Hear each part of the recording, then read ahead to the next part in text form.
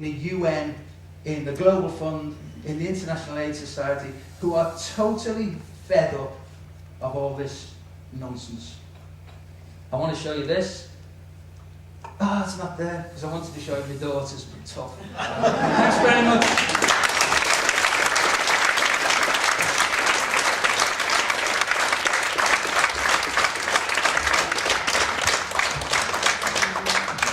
Thank you very, very much, Mr. O'Hare. I have heard a lot about you, but I think you were better than. We have a minute or two for questions. Så det går att ställa en fråga på svenska om man vill, så kan vi hjälpa till. Varsågod. This is not really a question. I have to just make a reply on what you tell about the situation for people in Sweden using buprenorphine. I'm the chairman of the Stockholm Drug User Union, and we get calls from people that hooked up on buprenorphine illegally.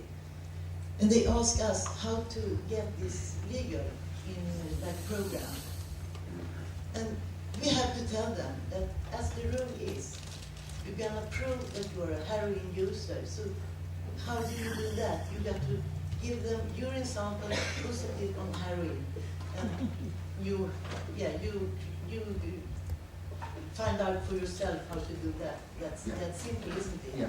You got to put it in your body to leave a positive urine sample. And that's the sad advice you have to give them. Yeah, yeah. I just want to make that comment. It's very sad, but it's also very pragmatic.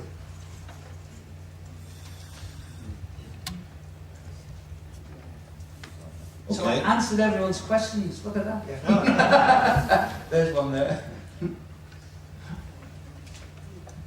you very much for a splendid performance. Thank you. Just one question. Could you please make available all your slides Yeah. with the facts and figures? They're here. They're here. The last question to Mr. Ben. Okay, but what did actually happen in Vienna with the at the meeting? I mean, I wasn't there, but my Annette, my wife, was there. And what happened in Vienna was that it's incredible. 26 or 27 countries in the European Union. 27. 27 countries. Of the 27 countries, 26 were trying to push through to get the words harm reduction in this declaration of the Commission on Narcotic Drugs in Vienna. And Italy was the country that didn't. They didn't want it, in spite of the fact that they do have needle exchange. But Japan, the US, Sweden, and then, amazingly, other countries like India, which has in its stated policy that it will do harm reduction, said we're against it. And there were 3 or 4 other countries who actually had it in their policies, and because it suited them to go with the US, this is like the realpolitik of this.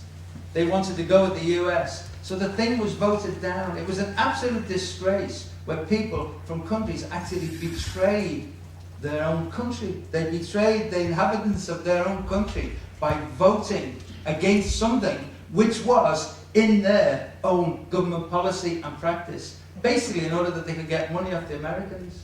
So the CND, the Commission on Narcotic Drugs, is this dinosaur of an organisation that is accountable really to no one. I mean, it operates in this kind of bubble. There's another organisation, the International Commission on Narcotic Drugs, if INCB is what that is, that is a committee of so-called experts that it is actually accountable to no one.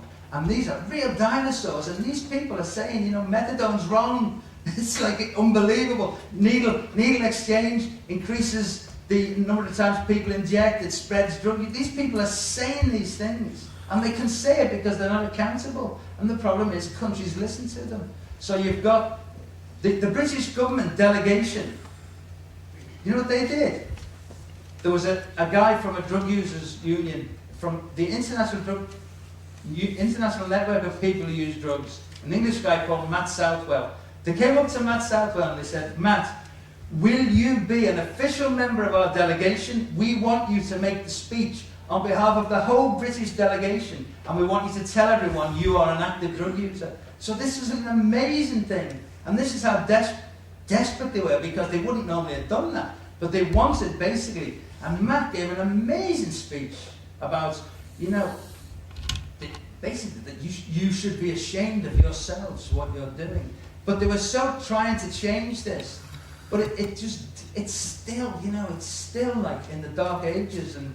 But I must say this, that actually the whole idea that they control what happens is a little bit of a myth, because the international conventions which the Americans put in place, which everyone signed up to, forget them.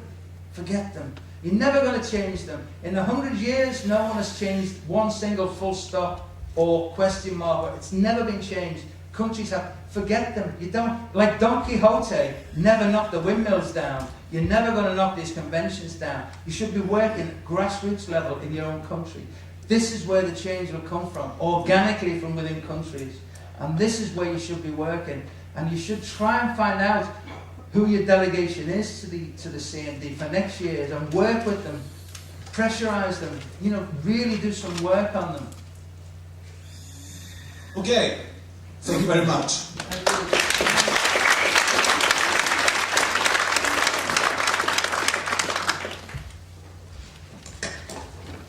And as I understand, you will be staying here for some hours.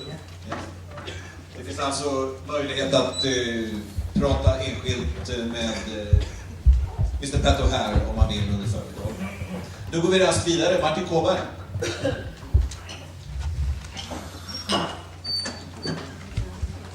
Och på den inledning vi har fått här av Patrik här så kommer nästa block, tror jag, att passa som hand i handske.